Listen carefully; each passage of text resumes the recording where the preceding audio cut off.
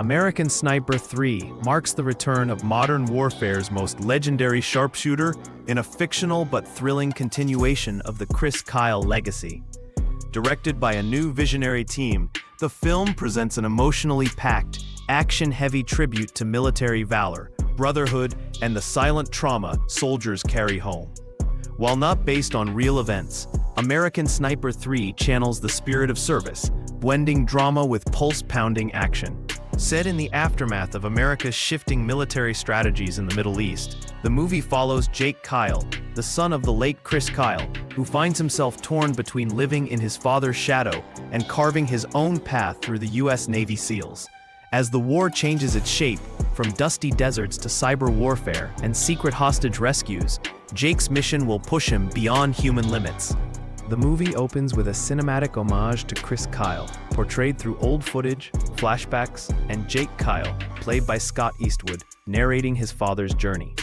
The emotional beginning sets the stage, reminding audiences of the weight of the name Kyle. Jake, now a decorated SEAL sniper in his own right, is stationed in Syria as part of a covert operation to dismantle a growing terrorist group named Sons of the Desert, a powerful militia that rose from the ruins of ISIS. However, Jake is different from his father, more calculated, more technical. He's a hybrid soldier, combining traditional sniper instincts with drone intel, satellite coordination, and psychological warfare. In a tense opening action sequence, Jake leads a rescue op deep behind enemy lines to retrieve a captured journalist. The operation is brutal but successful. His sniper skill is deadly, one shot, one kill. The mission earns him the nickname, the Silent Storm. Back at base, Jake's team is briefed on their next mission, a classified hunt for Hassan al-Karim, the leader of the Sons of the Desert, who is allegedly planning attacks on American embassies across the Middle East and even sleeper cells in the U.S. homeland. At the same time, we are introduced to the psychological side of Jake's life. Despite his toughness on the field, Jake struggles internally. Flashbacks haunt him, dead comrades, misfires. The pressure of living up to the American sniper legend. His wife, Emma, struggles to connect with him during rare video calls. The emotional distance is growing. Meanwhile, the team's tech specialist, Corporal Davis, uncovers encrypted messages indicating a mole within the U.S. ranks. Someone is leaking mission intel to the enemy. This subplot creates suspense as the audience begins to wonder if Jake can trust those around him. Jake and his team head out for a high-risk operation to intercept Hassan in a war-torn Syrian city. The set design here is stunning. Bombed-out buildings, narrow alleyways, booby traps. It's urban warfare at its most intense. The action in this sequence is relentless. Jake positions himself atop a blown-out mosque tower, covering his team with surgical precision. His kills are swift, but the chaos below threatens to spiral out of control. A young soldier in the squad panics, breaking formation and causing an explosion that injures two team members. The enemy retreats, but Hassan slips through their fingers. Worse, Jake finds a torn piece of a U.S. uniform at the enemy's hideout. The mole theory becomes very real. The betrayal stings.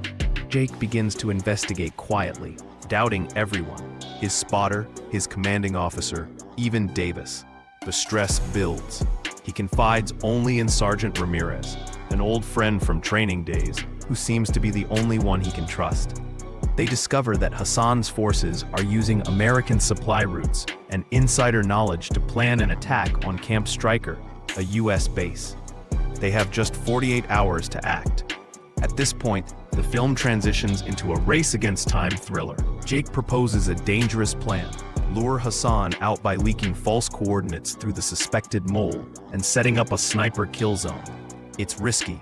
If the mole catches on, the entire team could be ambushed. The climax begins at dusk in the desolate Syrian borderlands. Jake and Ramirez take sniper positions in the hills while the rest of the team sets up as bait near a convoy checkpoint. The tension is thick. Every sound, every shadow could be a trap. Suddenly, bullets rain down from an unknown direction, an ambush. The mole is revealed. It's Lieutenant Marks, a recently transferred officer who was in debt and recruited by Hassan's men. The betrayal stuns the team. Marks escapes into the hills.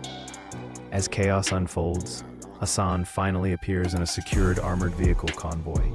Jake has just seconds to line up the shot, dealing with heat distortion, high winds, and a moving target.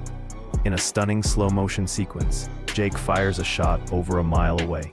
It pierces the windshield, killing Hassan instantly. But the battle isn't over. Jake chases down Marks through the desert terrain, culminating in a brutal hand-to-hand fight. Jake wins, but refuses to kill Marks, opting instead to bring him in for justice, highlighting his personal growth and honor. Back in the US, Jake is honored with a Silver Star. In a powerful speech at a military graduation, he talks about legacy, not just his father's, but the legacy of every soldier who puts on the uniform. Being a sniper isn't about killing, it's about protecting, about choosing who gets to go home and who doesn't. He reunites with Emma and their young daughter, Ava. The war is not over, but for now, Jake chooses family. The camera lingers on him looking at a framed photo of his father, Chris Kyle, and smiling slightly. The legacy lives on, in silence and in action. American Sniper 3 is not just a war movie, it's a character study of a soldier balancing the weight of heritage with the brutal choices of modern warfare. It's both emotional and exhilarating, with grounded performances and expertly choreographed battle scenes. Scott Eastwood shines in the lead role, embodying the spirit of a modern-day warrior. His performance is raw, controlled, and deeply emotional, especially in scenes that echo PTSD, survivor's guilt, and fractured family life. The direction handles these heavy topics with maturity. The cinematography stands out. Whether it's the scorched deserts, neon-lit base interiors, or the cold silence of the sniper's scope, the visuals keep the audience immersed. The sound design, especially the sniper shots, creates both thrill and dread. High-intensity sniper scenes with real-world tactics, emotional depth and character development. Plot twist with the mole adds suspense. Powerful ending that connects with American Sniper 2014 fans. Some supporting characters feel underdeveloped. The mole subplot could use more build-up. Slight pacing issues in the second act. American Sniper 3 offers a worthy continuation to a legendary story. It's a fictional tale, yes, but it feels grounded in real emotion and military brotherhood. It bridges old-school honor with new world warfare, reminding us that war may evolve, but the human cost remains timeless. This isn't just a film for action junkies, it's for anyone who wants to understand the silent battles soldiers fight both on the battlefield and at home. Rating 8.5 out of 10. Genre: action, war, drama. Duration 2 hours 15 minutes. Director: David Russo. Lead: Scott Eastwood as Jake Kyle.